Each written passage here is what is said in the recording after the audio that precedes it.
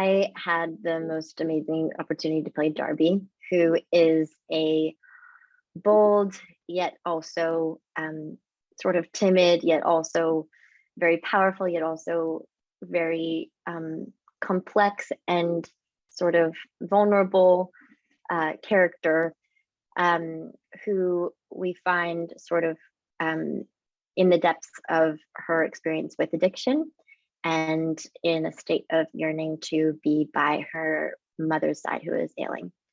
And I think that um, over the course of the film, Darby learns a lot about herself, and hopefully then you can learn more about the character too.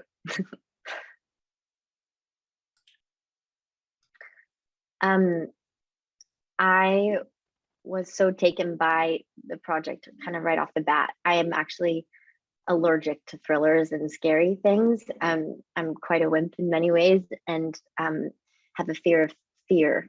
So I did not.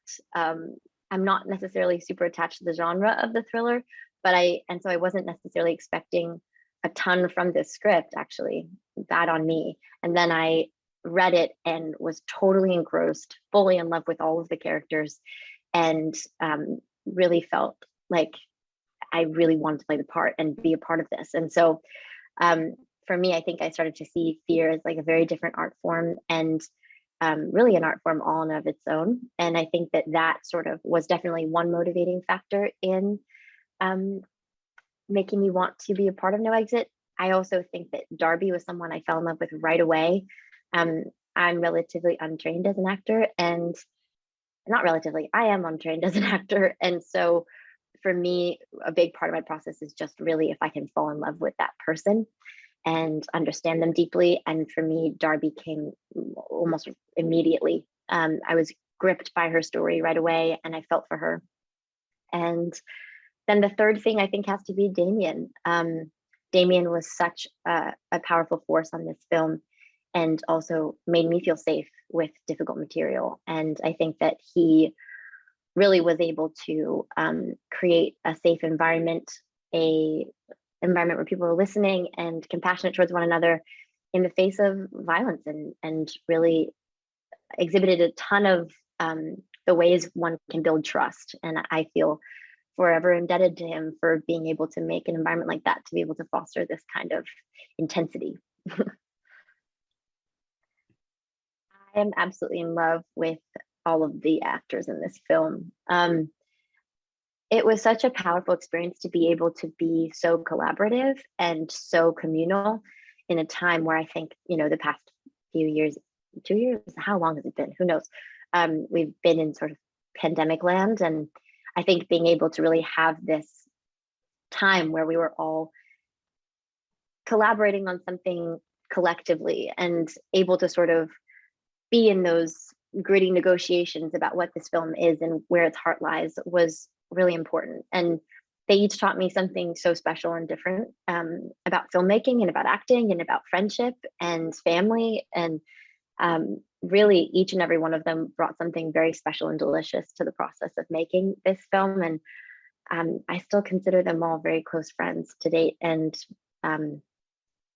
honestly verging on like film family. So it was beyond a good experience. There was no bad egg in the mix.